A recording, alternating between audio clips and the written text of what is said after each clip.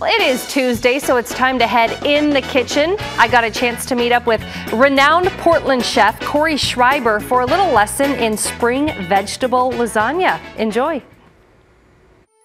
Okay, Cory, you have so many beautiful ingredients already out here. What do we need to make this lasagna? Well, it's a spring vegetable lasagna, so you can pick anything you want. What I have is asparagus, and I have some zucchini, and I have some spinach, which is all kind of priming right now in the farmer's market in and around. And what I've done is I've actually blanched the asparagus, which is going to be our first layer, and I might ask you to help me lay that just on top of the cheese. You can see I have a layer of pasta down, and even notice my imperfection because I broke it, but that's okay. In the end, we're not going to see that. So and what is this you're putting on here? And that's a blend of just ricotta cheese, a little bit of lemon juice, and some Parmesan cheese, which I have right here. I grated some Parmesan into it. So it's a simple blend. I like to try and drain the cheese the night before if you can, just to get a little bit of water out of it, because the water can make the lasagna a little bit soggy. And how did you prep the asparagus? You said you blanched it? Just blanched it in water, and if you really wanted to avoid this step, you could, because it does bake for about 45 minutes. Okay. So the asparagus very well might just cook in the oven. So then what you do is you go through a layering process. Then we go cheese, asparagus, and then another layer of pasta. And what type of noodles are these that you're These using? are available in almost every major store in Portland. You see them, they're just called pasta sheets, and many different makers make them, and they literally go in the water for about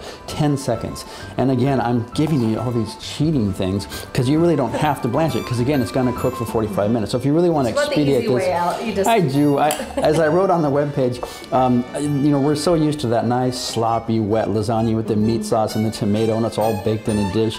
And yeah, keep going. And those are raw. So we have the cooked asparagus, and these are cut so thin they're just raw, so they're going to bake in there. Okay. And this is the one point where I add a little bit of herb onto that. And what's this? And then this is a little bit of chopped thyme. Chopped thyme, and then what do we have here? And then when I go through the third layer, I'm going to do a little bit of salt on that, and then you just continue with this. Can I put some of this on? I'm going to give you some pasta to put that on, but I need to do the cheese first to see if I perfectly have measured this out, so we have just enough. And so if you're a big cheese fan, just load it up. Yeah, but you can see a lot of work, okay, just to get to this point. But when you get to this point, it's very quick. Once it's prepped, you had it all nicely prepped, so it's going quickly. Do it the night before, just let it sit in the refrigerator. That's why I get the water out of the ricotta, and then just bake it off. And then this gives you a chance to put meat into it, put vegetables into it. If you want to do a little bit of sauce over, you can, but I save that for the end. I do have a little tomato sauce. You pour the sauce on the top? I do, because I know that people want to see their tomato sauce with the lasagna, and I understand that. Now this is great. I feel like you could buy all this at farmers markets, get fresh vegetables. You could. So you could do raw, but the spinach, if you're going to use spinach, I mentioned fava beans, I mentioned other spring vegetables, even like cooked artichoke,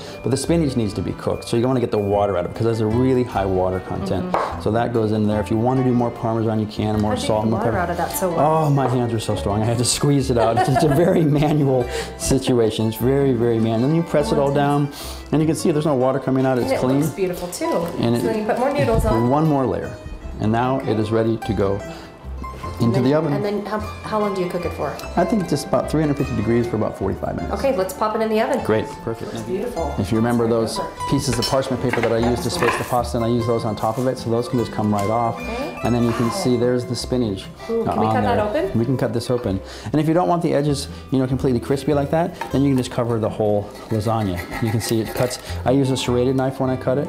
I'm going to turn this around so we can get another look. Oh, the asparagus is coming out of it. Lasagna. Way better than what I've made. Yeah, and if it gives you a lot of control. Like I said, a lot of different things can be put in there as spring goes along. I'm going to put that on a little plate for you. Great.